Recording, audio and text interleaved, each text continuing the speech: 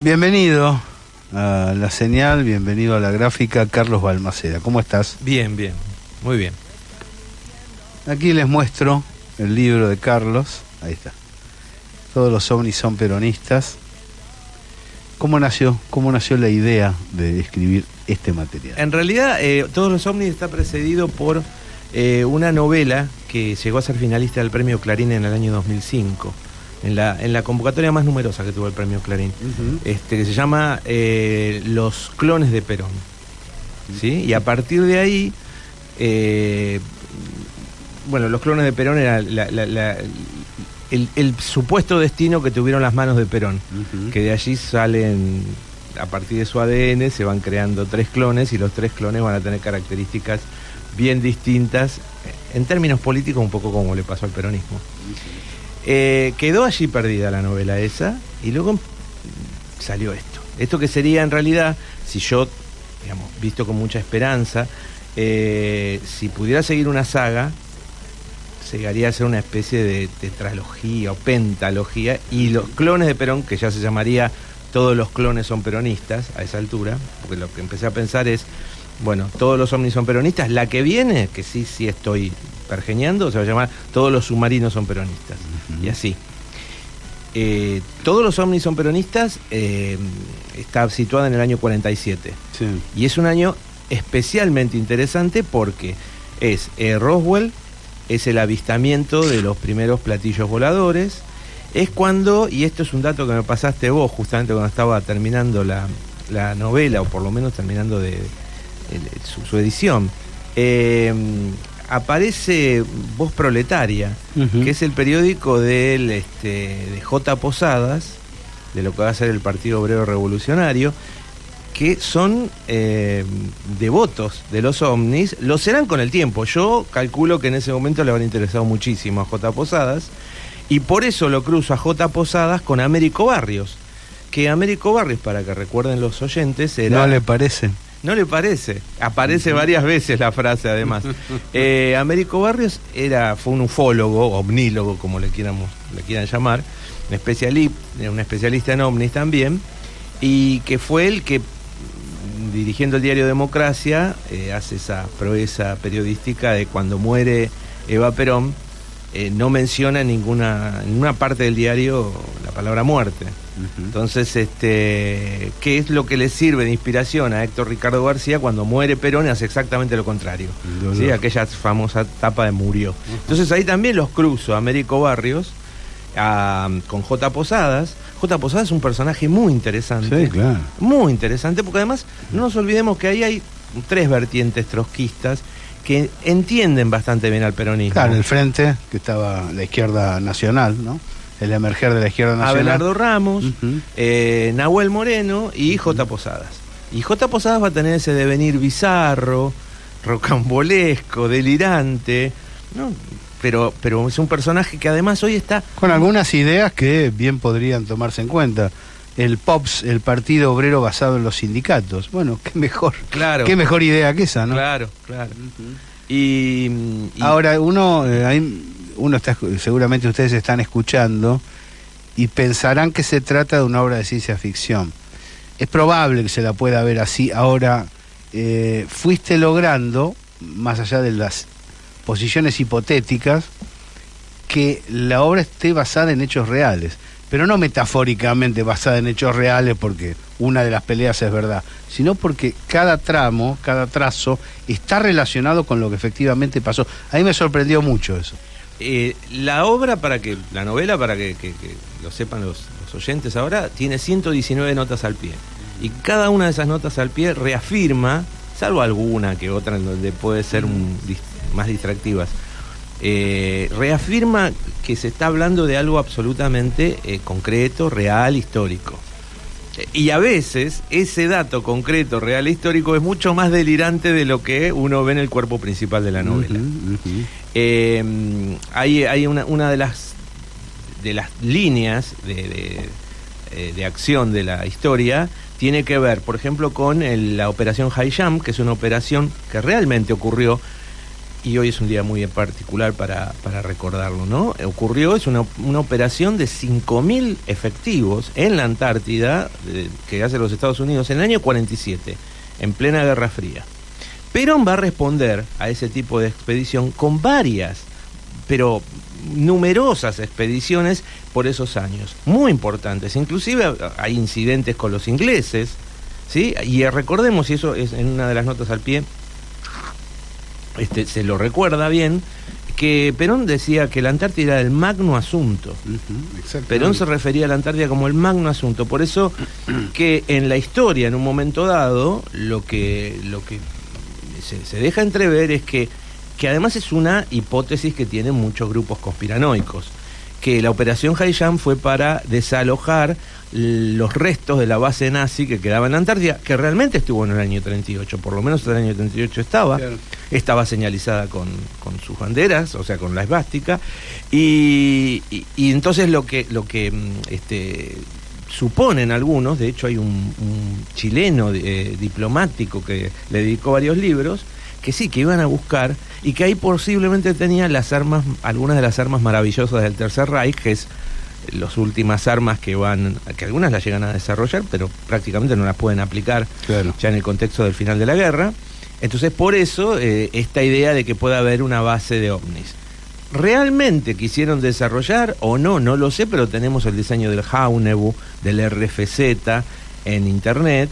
Internet le ha dado una nueva aura mítica a todo esto. Entonces vos ves el Haunebu y decís, bueno, tiene un diseño retrofuturista como correspondería a un ovni desarrollado en la Tierra, además con la majestuosidad que tenían hay que reconocérselo, que tenían los nazis para hacer el diseño, la puesta en escena de cada objeto que construían. Entonces hay, por ejemplo, otra de las historias que a mí me resultó muy interesante y que es absolutamente cierta, es la de Pedro Quartucci. Pedro Quartucci... Te iba a preguntar, ahora vamos con Pedro Quartucci. Antes te pregunto, porque una de las cosas que desvela el libro, en los hechos no hay una enunciación, es eso de los nazis con Perón, que vinieron a la Argentina, y Estados Unidos, digo, es decir, no acepta la hipocresía de... En realidad, todas las naciones con pretensiones de futuro y de desarrollo científico-técnico tomaron a los científicos que habían trabajado en Alemania y le dijeron, acá tenés un lugar para seguir investigando. Por supuesto, y cuando Perón dialoga en un momento con J. Posadas, yo utilizo los diálogos que él tuvo con Tomás Eloy Martínez. Tomás Eloy Martínez le hace toda una serie de entrevistas, horas y horas de entrevistas, que le permiten después hacer la novela de Perón. Entonces, la operación literaria o ficcional que hace Tomás Eloy Martínez, sí, parte de un hecho real que además él es primera fuente de eso. Pero después, cuando uno lee la novela de Perón, las primeras páginas ya te muestran un Perón absolutamente vencido, decadente, y con esta confusión entre el Perón que llega y Ezeiza, ¿no? Hay algo... Ahí Martínez dice, lo están arriando al general. Claro. Es decir, ni siquiera el discurso de Perón era el discurso de Perón. Claro. Bueno, eso creo que no corresponde plantearlo. Cada persona dice lo que dice y se hace cargo de lo que dice. Y sobre todo Perón. Sí, para decir las cosas claras. Sí. Bueno, eso no se observa aquí. Pero además se le da a López Rega en la novela de Perón un papel trascendental que no tuvo. Y entonces digo, bueno, si Tomás Eloy Martínez hizo esto, de hecho, la novela empieza con una cita, porque Tomás Eloy Martínez le hace decir a Evita, Juan, poné las montañas donde vos quieras, porque donde las pones ahí se quedan. Entonces yo lo que digo es Evita citada por Tomás Eloy Martínez en la novela de Perón. Digo, porque acá, como vivimos además una realidad el tema de la ficción pasó a ser una especie de capas de la cebolla, que uno nunca sabe en dónde va a encontrarse con la realidad, o si estás descascarando la realidad y terminás abonando una ficción. Esto no se sabe. Me pareció interesante también entrar en diálogo, de alguna manera, con ese tipo de texto. Con ese tipo de texto que está canonizado ya, porque no nos olvidemos que está la novela de Perón y Santa Evita. Son dos novelas, literariamente son maravillosas, sí. Pero a ver, ¿qué pasa con el discurso? ¿Qué pasa con el discurso? Y ahí me resulta, por eso yo lo que hago es blanquear de algún, lo que vos estás diciendo, se blanquea lo de los nazis. Perón dice, son unos muchachos vencidos. Claro, porque si no te la pasás pidiendo disculpas. Exacto. Entonces, es ir más allá. Por supuesto, cuando Perón tiene que operar y se da cuenta que le han metido una base nazi en la Antártida, dice, bueno, vamos a hacer una base peronista. Una comunidad organizada. Y hace una comunidad organizada. Entonces va convocando y es una cosa bastante funambuleca también, ¿no? Que van 2 cómicos que son amigos de Evita, abiertamente gays, además. Va una amiga de Evita que es doble de riesgo en el cine argentino. Manda a los troscos porque hace una especie de alianza con J. Posadas. Entonces manda un trosco, pero manda también a un burócrata de la CGT. Y entonces va haciendo esto que es como es el peronismo. No nos olvidemos además que Perón, a ver, esto también hay que, ahora que estamos tratando de discutir. ¿No sos un poco duro con el burócrata de la CGT? Yo sabía que me ibas a decir eso y está bien, pero hay que esperar, todos los submarinos son peronistas. Bien. Porque además la novela, yo voy a confesar algunas cosas, usé algunos personajes, la base de algunos personajes que son reales. ¿Sí? Y uno, viste, que cuando escribe así puede permitirse algunas venganzas simpáticas. Bien. Entonces también hay un poquito de eso. Pero ya trascenderá cuando... Y va a tener un mejor papel el compañero Guajardo. Pero además pero también, me parece que también es bueno empezar a mostrar, decir, bueno, este es un burócrata de la... Sí. ¿Puede ser que este tipo haya estado en la resistencia peronista? Sí. ¿Puede ser que se haya jugado y tuviera unos huevos enormes? Sí. ¿Puede ser que se corrompiera o que en el juego, digamos, político en algún momento fuera incorporado a lo que podríamos decir el capital burgués? Sí. Bueno, a ver, pongamos todo esto en juego. Porque si no nos quedamos con esa parte, lo que estaba diciendo recién, esta cosa de pedir perdón por todo... Cuando en realidad todavía ni siquiera, lo loco me parece que todavía ni siquiera empezamos a desarrollar, por lo menos en la literatura, yo me estoy dando cuenta un poco de esto, lo que es verdaderamente el peronismo. Hay charlas que he sostenido, que recuerdo con mucho afecto, y que ya no son posibles, con el querido Teodoro But, un gran narrador de la Resistencia. Claro, y él me decía, vos no sabés cómo me han pasado de la cuenta por mostrar a los luchadores de la Resistencia con las contradicciones que realmente tenían. Claro. Desde aquel que se piantó en un operativo, pero después volvió y pidió disculpas, de aquel que engordó demasiado, entonces no se podía hacer cargo de un operativo determinado. Bueno, cosas que muchos compañeros me lo recriminaban porque los veían como héroes intocables. Y dicen, no, lo interesante es que eran gente. Claro. Gente que, a pesar de sus limitaciones. Y hablando de gente y de limitaciones, y hablando de cierta gracia, yo no quiero que alguien piense que este es un libro para reírse. Te vas a reír del libro, pero no es un libro de comicidad, es un libro de historia, es una narración, una novela. Hablemos de Pedrito Quartucci. Pedrito Quartucci, que justamente 2024 se cumplen ahora 100 años y se repiten las Olimpiadas en París, que él obtuvo su medalla de bronce como boxeador. Pero él ya era actor. Luego va a coincidir con una muy joven Eva Perón, y está la historia, la leyenda de que Quartucci y Eva Perón tuvieron una hija. Lo cuenta esta supuesta hija, ¿sí? ¿Sabes que me pasaron 2 cosas muy curiosas? Un contacto de Facebook que quería el libro, me lo compra y me dice, te tengo que contar algo. Cuando yo era chico me llevan mis viejos a Bariloche y aparece el hijo de Quartucci. Médico, una persona, dice, adorable, pero además mago. Entonces nos empieza a hacer trucos a todos los que estaban ahí, en una especie de sobremesa, en un hotel, y de pronto, claro, trago va, trago viene, se le fue soltando la lengua, y en un momento el tipo dice, pero con total naturalidad, sí, porque mi media hermana es hija de mi viejo y de Eva Perón. Y yo recuerdo, me decía este muchacho, yo recuerdo, porque el estupor de mis viejos después en la habitación, pero ¿viste lo que dijo? Y el otro dato me lo trae Carlos Zaira, que como está, seguramente va a ser Héroes de Tiento 3, y ahí debe estar vaciando todas las hemerotecas. Me dice, Carlos, en el año 40 miré todos los diarios y no aparece ninguna información de Evita. De pronto se la traga a la tierra. Yo no sé si estos 2 datos pueden corroborarse. sabemos que el padre Hernán Benítez, que era confesor de Evita, en algún momento se encuentra con la nieta, la supuesta nieta. Y lo que le dice, o lo que la nieta dice que Hernán Benítez le dijo, dice, ¿cómo? Tiene un busto de Evita y le dice, ¿cómo no saludas a tu abuela? Dice la estructura craneana es igual, ¿eh? La mira en la ventana. Entonces, no llegas a saber exactamente, y acá no importa si... Yo no quiero demostrar, no pretendo. No, en el modo de redacción inclinás. Es decir, Eva en cierto punto se pone a la defensiva. Sí, además... Y dice, vos sabés que no sería capaz de esto, y vos sugerís en el interlineado que Eva le está diciendo por ahí sería capaz. Claro, pero en una circunstancia determinada, no hablando de el diálogo que tiene catálogos. El diálogo que tiene Eva con Perón también está sacado de una carta, ¿eh? O sea, también ocurre esto, hay diálogos, si les contamos a los oyentes, que remiten mucho al folletín.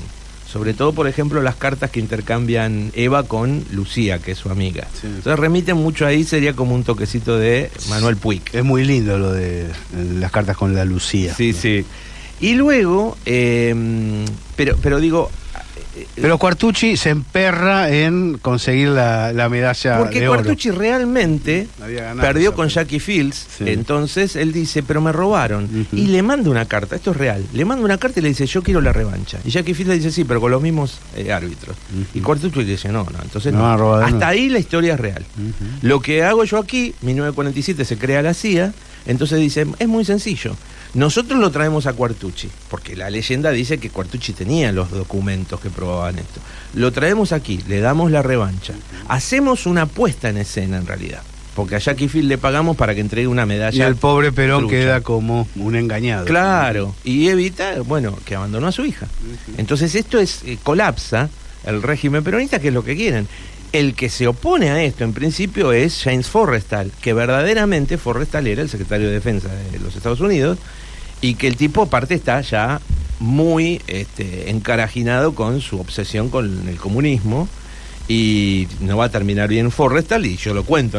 Lo que pasa que yo lo que hago es combinar el final real de Forrestal con lo que va pasando en la novela, ¿no? Como una de las hipótesis posibles. Entonces lo convocan a Quartucci para que dé un reportaje en vivo, la televisión era algo novedoso en ese entonces, y que puedan darle esa revancha. Por supuesto, Perón se da cuenta de esto y manda su respuesta a través de una operación de inteligencia para rescatar o secuestrarlo a Quartucci directamente. Esta es una de las tantas líneas de la novela que yo lo que he ido haciendo fue logré unir todo, ¿sí? hasta llegar a que nada, no quede ni un hilo suelto, ¿no? Te puedo corregir una cosa, va a haber polémica aquí. Posadas jugó en Argentino Junior. Claro, Posadas jugó en Argentino Junior y ahí desarrolló la idea del fútbol sin arcos, porque él decía que el juego era tan hermoso que si se jugaba realmente no era necesario el gol, era como algo como un alarde de exceso. Es extraordinario. No, es impresionante. Ahora, lo que me decían era que, me dice que está loco, lo que me decían era que era un gran jugador, es decir, era un exquisito, no era un... Pero jugaba de 5. Sí, un gran jugador, un gran talento, como fue Rodríguez en ese mismo equipo. Bueno, jugadores que pasaron a la historia de Argentino Junior antes que Argentino Junior fuera Argentino Junior, como lo conocimos con Maradona y después con Borghi, ¿no? Sí. Bueno, porque se sabe muy poco. O sea, yo tenía el dato de que había estado en Estudiantes, creo que de Buenos Aires, porque tampoco queda del todo claro. Él jugó en Argentinos, eso sí, desarrolló su hipótesis ahí en Argentino. Pero está muy bien el trazo que vos haces de la semblanza, sí, y de su gente. Volvamos con Quartucci, porque esto desarrolla toda una historia cenagosa. Sí, bueno, Quartucci, como decíamos, no sabemos, no tenemos la certeza, pero además se desarrolló mucho más mediáticamente la historia de la hija de Perón que la de Evita. Y en verdad, cuando uno ve el único video que creo que está circulando por ahí por YouTube de la mujer, es bastante creíble, es bastante verosímil. Después, yo ni siquiera pude averiguar si finalmente accedió la familia de Eva Perón a hacer un ADN, ¿sí? Pero bueno, y lo de Quartucci me pareció muy interesante también, porque creo que, nada, me gustaba a mí hacerlo, ¿no? Como digamos, como un vector cultural ahí también, y artístico. Tipo, no es, a ver, es un enorme cómico Quartucci, un gran actor fue. No solo, no, digo, es muy impresionante. Con cara chistosa le pusiste. Sí, claro. Y aparte lo que tiene Quartucci que realmente era gorila. Parece que era muy gorila. Entonces me gusta hacer lo que lo secuestren y el tipo se queja permanentemente. De estos peronistas. Sí, aparte, bueno, hay un chiste que es recurrente, que es lo que se llama running gag en el humor, ¿no? Que bueno, hay que contar la historia de este personaje también. Encuentran a 2 soldados yanquis perdidos en realidad uno ya está muerto, perdidos de la operación High Jump. Sí. Que ese va a ser el que Perón va a rescatar, lo va a poner a su servicio y va a ir a buscar a Quartucci. Y va a llegar a gritar viva Perón. Claro. Pero el tipo dice a todo, cada cosa que se refiere al peronismo, dice los fascistas, esos fascistas, hasta que le enseña que diga justicialista. Claro, pero más que después le dice justicialista a Mussolini, a Hitler, a todos. Y después, ahora él se va a curar en salud y cada vez que alguien dice fascista, dicen justicialista. Cosa que va a hacer durante toda la novela, incluido el final, ya cuando lo corrige a Quartucci, ¿no? Pero Quartucci es incorregible prácticamente. Pero la época es maravillosa, es extraordinaria, insisto, ese año ocurre verdaderamente todo esto. La fundación de la CIA, bueno, en Argentina es extraordinario lo que está pasando. Y digo, bueno, vamos a poner en juego todo esto. Y lo vamos a poner en juego también desde un lugar de protagónico. Nosotros no nos terminamos de creer eso, que Argentina, eso era ser una potencia mundial en ese momento. ¿Qué necesitamos en Antártida? Ponelo, no hay ningún problema. ¿Qué necesitamos aquí o allá? Llevarlo, no hay problema. A ver, el relato de un orate que dice que en 1900 o 1910 éramos la primera potencia del mundo, parecería prender en la gente. Parece, nadie es capaz desde la cátedra, desde los medios, desde ningún lugar. Entonces, bueno, acá me parece que tenemos que empezar a emprender otro tipo de discusión, de debate, de batalla, la famosa batalla cultural. Bueno, es esto, que es inadmisible. O que un tipo te diga, nuestra decadencia empieza cuando empieza el voto universal y secreto. Es asombroso. Y asombroso que haya gente cercana que lo cree. Claro. Y además, bueno, nos metemos también en esta cosa de la ficción. Ahí seguimos. Estamos presentando el libro Todos los ovnis son peronistas, basada en hechos reales, con una portada muy simpática que pueden ustedes ver. Es una edición de Casa de Papel en los muros, en distintas instancias de las redes. Mención especial para el autor de esa portada, que es Gerardo Canelo. Gerardo Canelo escribió con Robin Wood, creó con Robin Wood Dago, nada menos. Nada más ni nada menos. Y yo lo que quería era una tapa que reflejara el espíritu de esas de álbum Fantasía del Tony, porque la novela es, entre otras cosas, un homenaje al cine, decíamos al folletín, a la historieta, y me parecía que al serial, ¿no? El serial entendido como el continuará de la historieta, el continuará del serial. Que atrapa de ese modo la novela. ¿Perón llegó a creer en los ovnis? No lo sé, no se sabe. No hay datos, por lo menos yo no encontré información.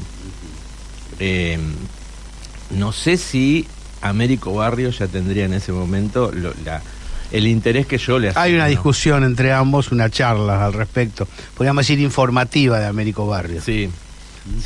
Esto no lo menoscabó para ser un importante analista político, un periodista interesante.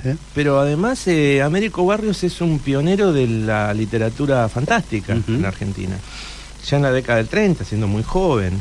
Un tipo maravilloso, aparte un tipo que un gran comunicador, porque él tenía su columna de No le parece en gráfica, en crónica, y tenía el espacio en Tele 11 en aquel entonces. Me acuerdo, tipo muy, muy interesante, que además, no nos olvidemos, el tipo se fue con Perón, creo que lo rescata Héctor Ricardo García, porque si no, de otra manera nadie lo hubiera hubiera aceptado que un tipo que se fue con Perón, es el primero que está exiliado, uno de los primeros que por lo menos lo acompaña a él en Panamá.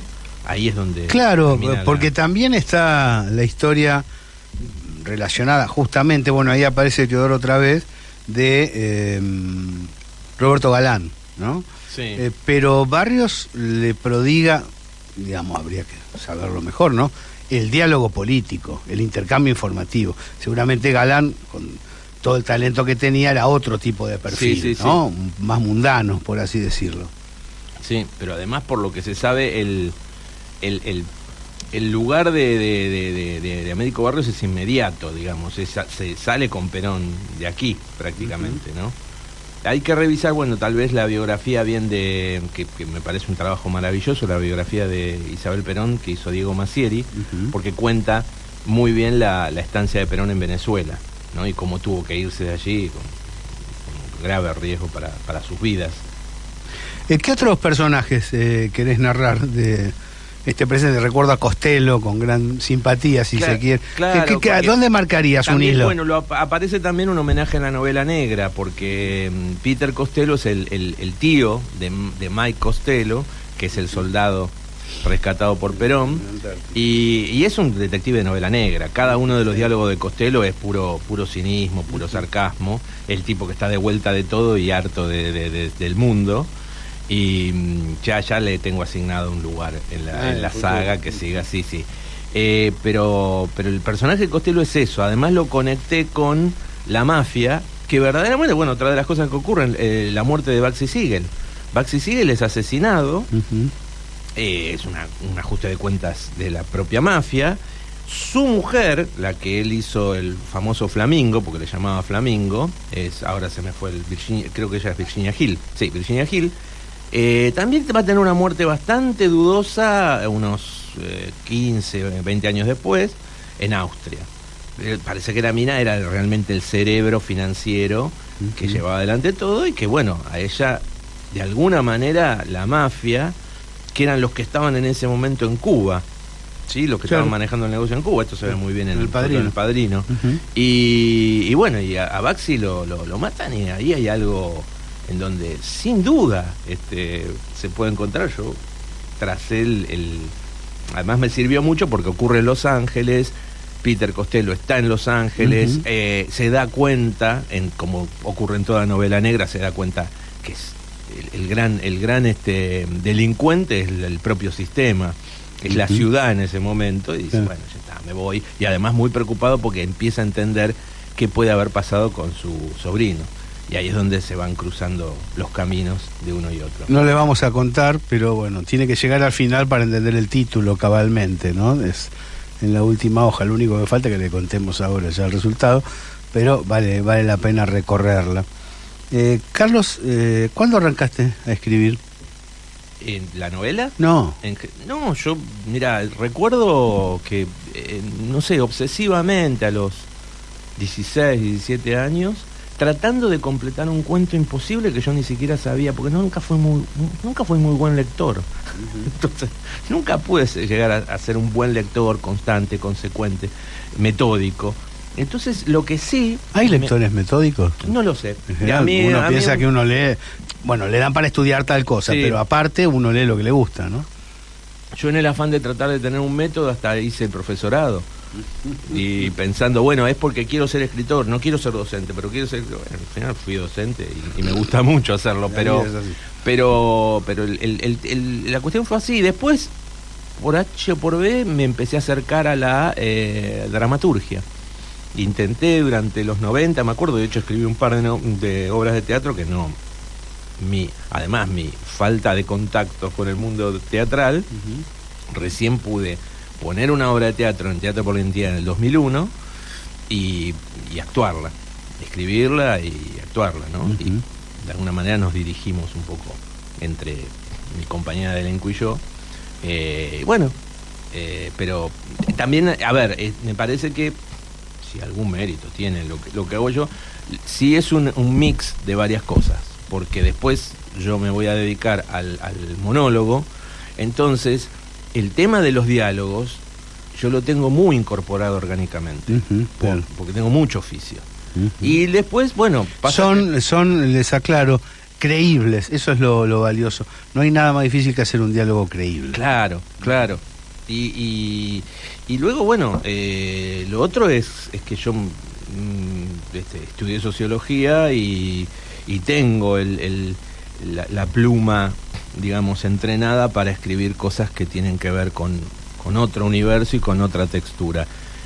Entonces se me cruzan y bueno, trato de ver cómo me cuesta mucho hacer lo que hacen algunos escritores, o dicen que hacen, que dicen, no, yo dejo que los personajes vayan solos y me sorprenden. Yo no puedo, yo mentalizo todo, soy demasiado mental, posiblemente eso también se note, pero es lo que puedo hacer. Año 1947, un antes y un después, ¿no? Zona de clivaje un poquito antes y un poco después.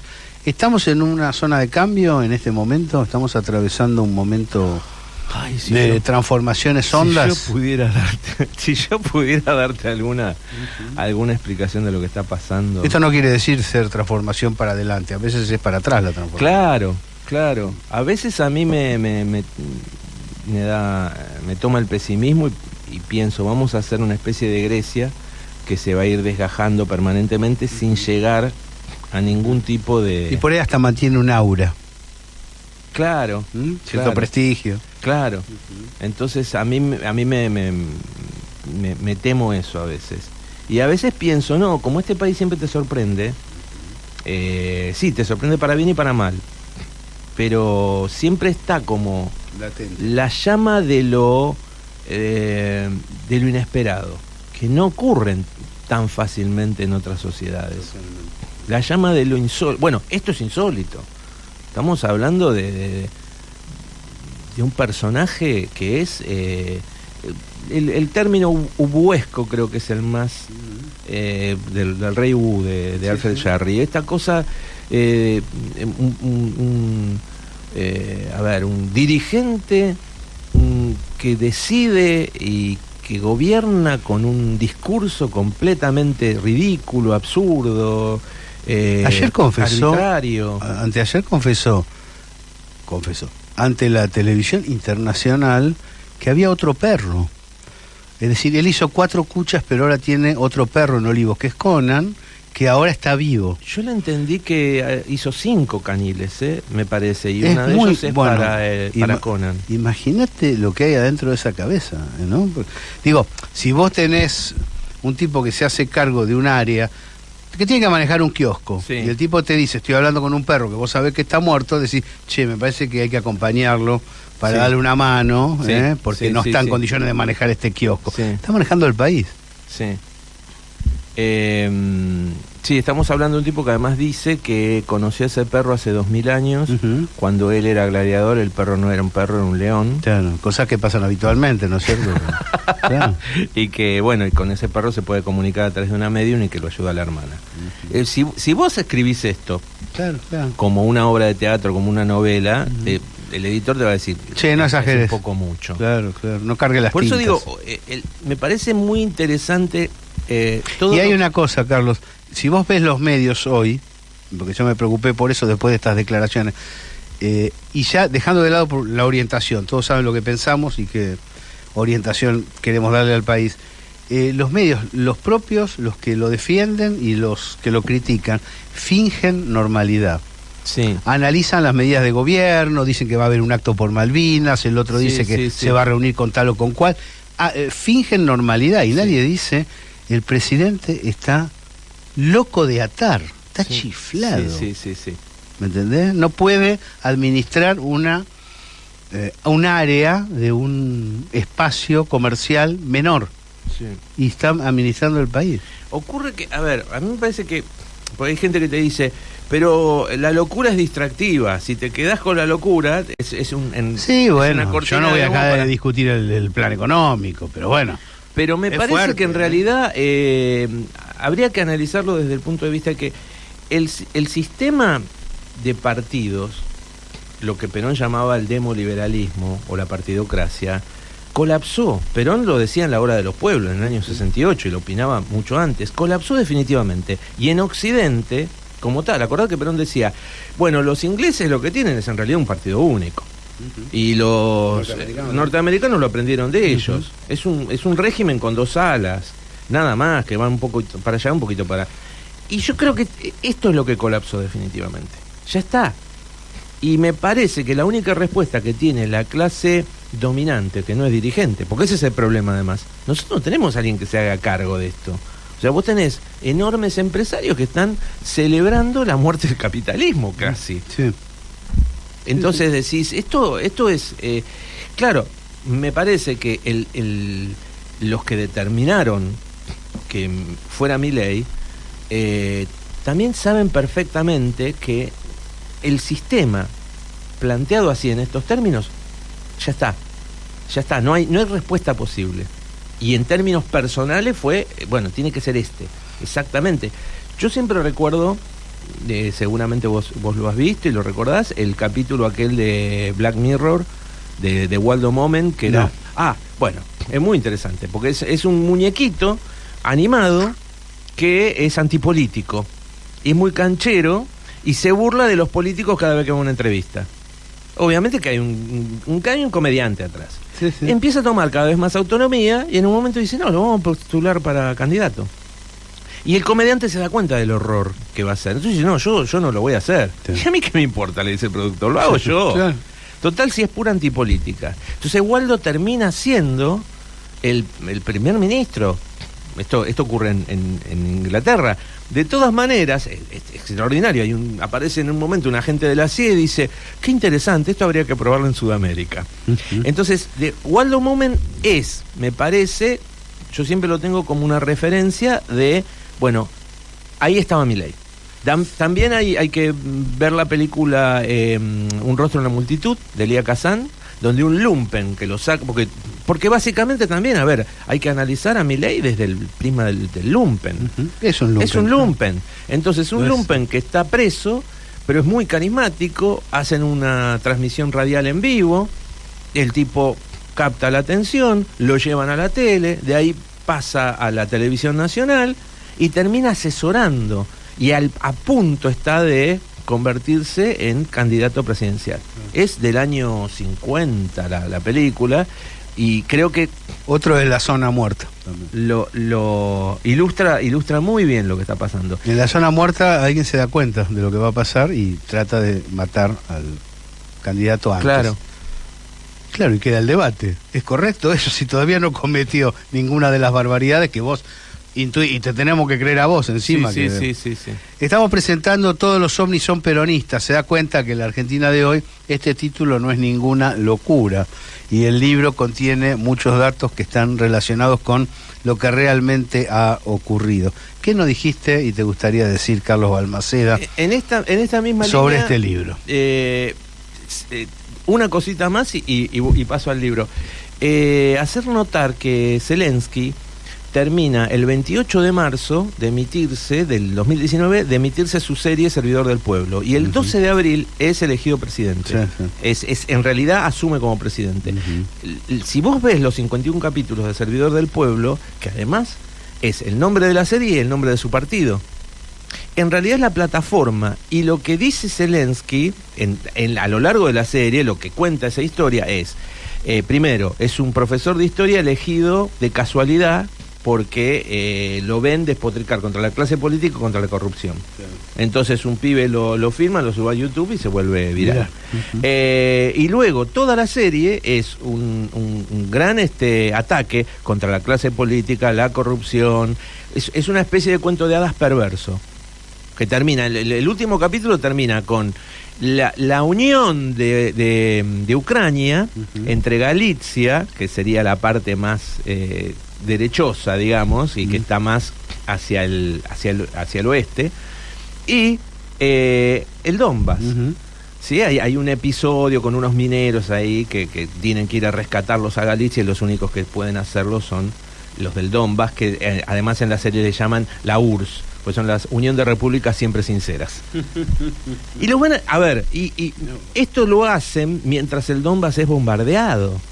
O sea, es absolutamente perverso. Ahora, pero lo que yo quiero hacer notar es este juego de ficción y realidad a través del cual un pueblo como el ucraniano vota a este tipo. Por eso se parece tanto al caso de Milei. Milei lo que pasa es que no tuvo que hacer, no tenían producción para que él hiciera una serie y no era actor. Como panelista anduvo Lo bien, hace claro. como panelista, que el panelismo también es una especie de subgénero televisivo, que fíjate que siempre el panelista que gana es el más desagradable, el más agresivo, el más pillo. Y llama la atención.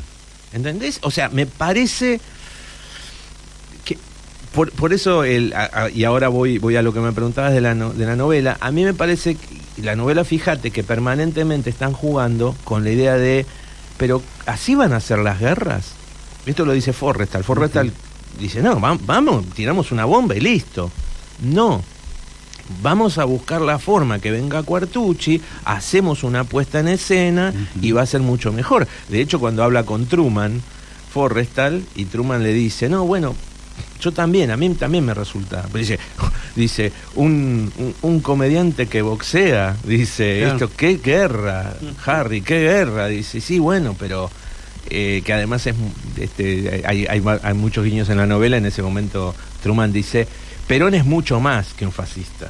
También esta idea me parece que quise que prevaleciera en boca de Truman cuando dice, es mucho más que un fascista. La mujer fue a España a la dictadura de Franco, pero pidió por la vida de una roja. Entonces, ¿qué es? Es el peronismo. Sí. Y en un momento dice, bueno, pero ¿por qué no tiramos una bomba? Le dice. Y además, Perón dice un tipo que hoy puede ser Stalin, mañana puede ser Hitler, y mañana el mismísimo Harry Truman. Y no es hipócrita, el peronismo no es hipócrita en ese sentido. Y Estados Unidos sí. Estados Unidos fue respaldo del hitlerismo hasta muy pocos meses antes de ingresar a la guerra, donde hasta la película El Gran Dictador de Charles Chaplin te iba a decir eso. Fue abucheada, ¿no? No es casual que El Gran Dictador... Y después, el que no se definía absolutamente en contra de todos los nazis habidos y por haber, pasaba a ser nazi él también. Claro, como es muy fuerte. Que El Gran Dictador se anticipa a todos, Chaplin queda bajo ese manto de sospecha. Cuando Chaplin dice, bueno, pero no está tan mal el comunismo, ¿eh? Y tiene críticas al capitalismo, ahí lo llama McCarthy al Comité de Actividades Antiamericanas a que... Y él se va, es cuando se va. Sí, pero te iba a decir exactamente eso. Carlos, te agradezco mucho. No, te agradezco yo a vos muchísimo. Un placer y felicitaciones por el trabajo. Muchas gracias. A seguirlo.